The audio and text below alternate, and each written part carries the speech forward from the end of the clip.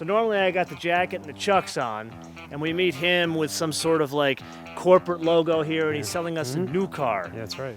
Today, we're going behind the scenes because we're not trying to see what the new car is about. We're going to learn the guy behind the car, or really the car behind the guy behind there the you car. go. Yeah. So with that, I'm going to turn it over to Dick, and he's going to tell you about the cars that inspired him to design, what, 25 years of Viper engines? Yeah. Some Lamborghini engines. Some. Basically every important Chrysler engine for the past 34 years. Well, important if you're not into minivans and 300s and things, yeah. Well, yeah. Yeah. So with that, we're just going to turn it over because we love Pontiac.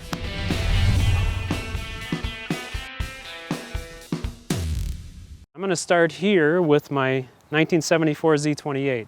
I actually bought this car brand new in 1973. I got it in October of 1973. I paid $4,000 out the door for the car. It's a fairly low option car. It's a sport coupe with the Z28 option. It has an AM/FM radio, a console, and not a whole lot else, gauges and the stripes.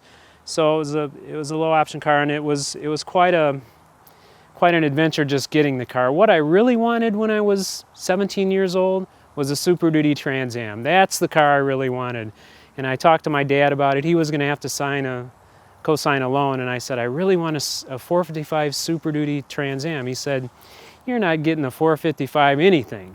So we ended up settling on just a regular Camaro, a 350 Camaro. Well, to make a long story short, when I ordered that car, it ended up not coming in because I think the dealer gave me too low of a price. So I ended up going to the lot and picking a car off the lot. And of course for me, I wanted a Z28. I didn't want a regular Camaro. So I went to the local Chevy dealer in Flint, Michigan, Applegate Chevrolet, and a load of new 74s had just come in. So this car was sitting there, and I saw it, and I was with a friend of mine, and it has a little Z28 decal on the back. And at that time, I still had my sport coupe coming in. So I said, man, I want to get one of those Z28 decals for my car when it comes in. He says, you want one?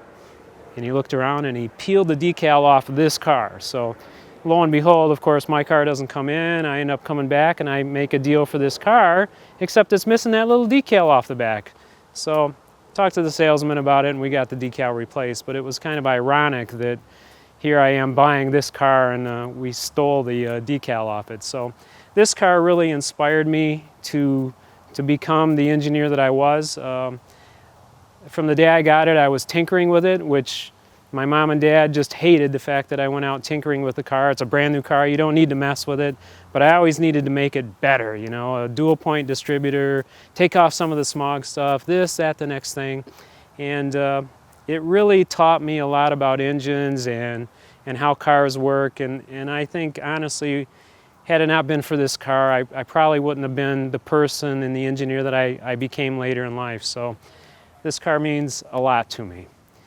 So the GTO, I moved on in 1980 and bought the GTO. As you've kind of heard that story, this car, you know, just continued my love affair with cars and product engineering. I was actually working at Chevrolet at the time when I bought this car, and I was working in plant engineering in Flint, and I really wanted to be in product engineering, so I saw an ad in the paper for Chrysler Engineering and ended up taking that job, and it was powertrain development, which was right up my alley. So this car I had, and of course I got a lot of ribbing from all the Chrysler guys saying, you got a what? You got a Pontiac? You got a Chevy? You need to buy a Chrysler. Well, that took a few years before I actually bought a Chrysler, but then I moved on to this guy.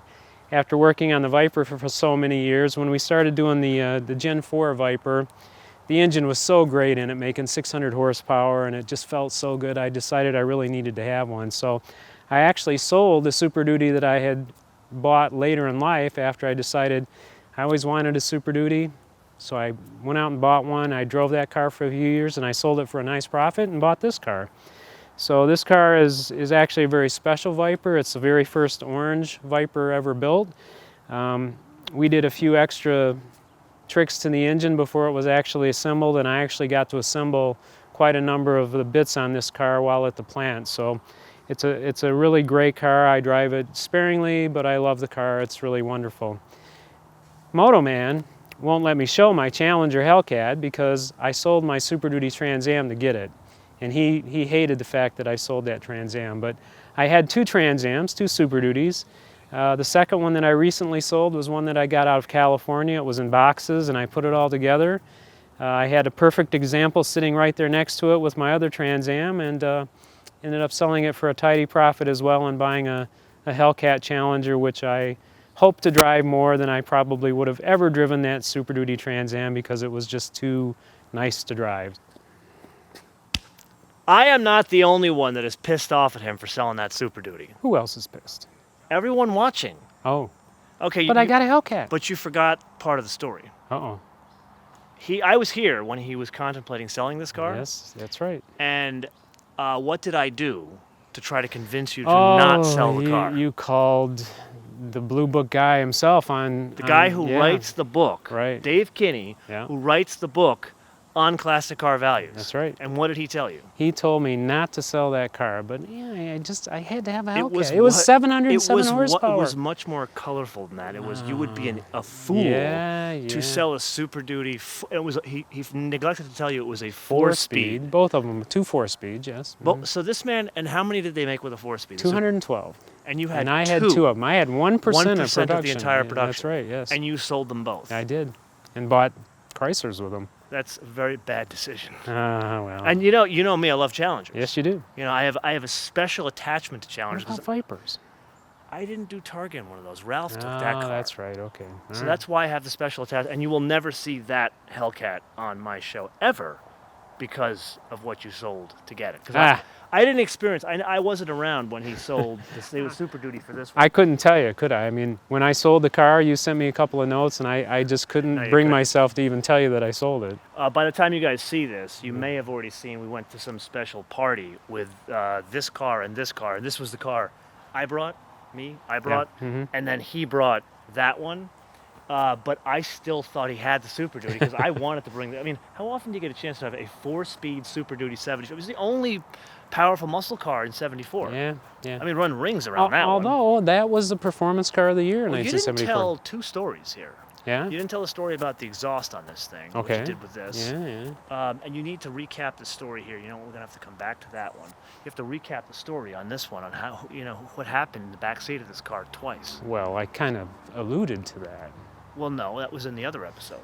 You know, when I first bought this car, one of the things I did is I pulled the interior out of it to clean the car.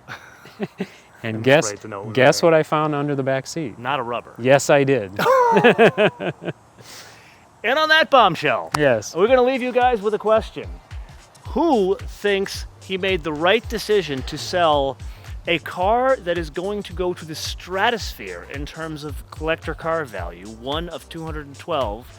Did he make the right decision to sell that car to get a 707 horsepower Challenger, which I'd like to point out he did not engineer like this one. I could understand this one because he designed that engine. Yeah. Did he make the right decision or did he not? Let us know in the comments below, or let us know via our social media, MotoManTV, all one word, MotoManTV, all one word, Facebook, Twitter, and Instagram. And I would love to share what the viewers think about what I feel is a very foolish decision. Oh, well, it's water under the bridge. You realize that in the future that Super Duty could have paid for like $1 million house in Malibu. Really? You think so?